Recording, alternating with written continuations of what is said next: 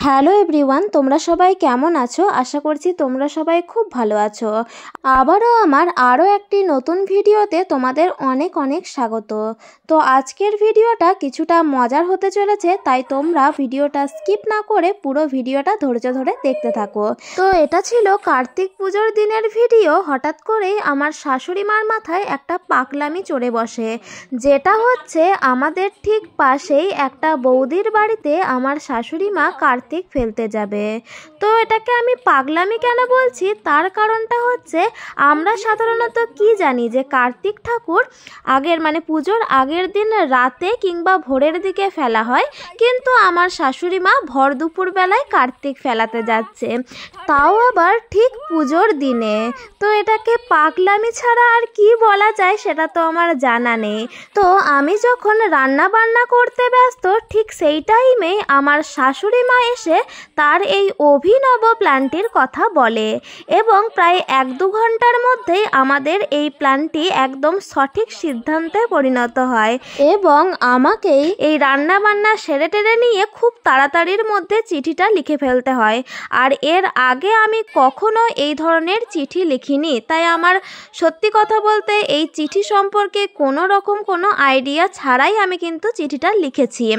তো যাই হোক, এই যে দেখো দুপুরবেলায় আমরা এসে যথারীতি পাশের বাড়িতে এসে রয়েছি। আসলে ওদের বাড়িতে তখনও লোকজন ছিল, কিন্তু লোকজন থাকা অবস্থায় তো কার্তিক দেওয়া যায় না, তাই আমরা এখানে একটু রেস্ট নিচ্ছিলাম বলতে পারো। এদিকে ততক্ষণ পর্যন্ত আমাদের বাড়ির কার্তিক পুজোর সমস্ত আয়োজন করাই প্রায় বাকি ছিল, তাই অনেকটাই লেট হয়ে যাচ্ছিল। আমাদের বাড়িতে তো গত বছরে কার্তিক ফেলেছিল, তাই এটা হচ্ছে দ্বিতীয় বছর। তো দেখো প্রায় আধা ঘন্টা মতো অপেক্ষা করার পরেও যখন ওদের বাড়ি থেকে লোকজন যায়নি, তখন একজনকে পাঠিয়ে পাশের বাড়ির একজন জেঠিমাকে পাঠিয়ে ওদের বাড়ি থেকে সমস্ত লোককে অন্য ধারে সরানো হয়েছিল। আর ঠিক সেই মুহূর্তেই আমার শাশুড়ি মা দেখো এদিকে দরজায় গিয়ে কার্তিকটা দিয়ে আসে। তো দেখো আমার শাশুড়ি মা কত দৌড়ে দৌড়ে গেল, কি মজাই না লাগলো জিনিসটা দেখতে। আর এই যে এদিকে দেখো কাঁসর বাজানো হচ্ছে, সমস্তটাই মেয়েদের দল এবং প্ল্যানটাও মেয়েদেরই করা, তাই বাজি পটকা ফাটানোর কারোর ক্ষমতা নেই। কি দৌড়টাই না দিল বৌদি। যাই হোক, এই যে দেখো অবশেষে বৌমা বাড়ি থেকে বেরিয়েছে, আমার বৌদি হয় আর কি, আমি আর কি করে বৌমা বললাম। তো দেখো চিঠিটা পড়ছিল আর খুবই হাসছিল। আমি তো তোমাদেরকে চিঠিটা শেয়ার করেছি, কেমন হয়েছে তোমরা অবশ্যই জানাবে। আমি কিন্তু সত্যিই এই ধরনের চিঠি লিখতে একদমই জানি না। রান্না বান্না করার পর যত তাড়াতাড়ি সম্ভব চিঠিটা লিখে ফেলি, হয়তো টুকটাক বানানো কিছু ভুল থাকতে পারে। তো যাই হোক, এই যে দেখো পাড়ার কাকিমারা, জেঠিমারা, বৌদিরা সবাই মিলে বলা বলি করছে যে তোমাদের ঘরে খুব শীঘ্রই কোল আলো করে একজন কার্তিক ঠাকুর আসুক, এটাই সবাই চাই, এটাই তোমাদেরকে আশীর্বাদ করি।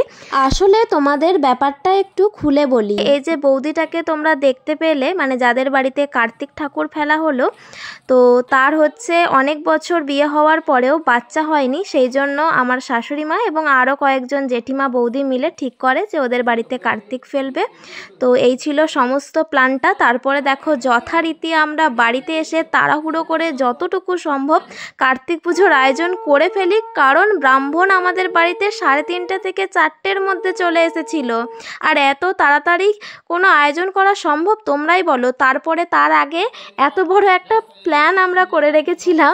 তো যাই হোক, খুব লেট হয়ে গেছিলো, খুব তাড়াহুড়োর মধ্যে সব কিছুর আয়োজন করা হয়, ঠিকমতো ক্যামেরাও করতে পারিনি, যতটুকু পেরেছি তোমাদের সাথে শেয়ার করলাম। যাই হোক, এই কার্তিক ফেলার প্রচলনটা যেমন আমার বাপের বাড়ির সাইডে একদমই ছিল না, তাই আমি এই ফেলাফেলির ক্ষেত্রে পুরোপুরি নতুন।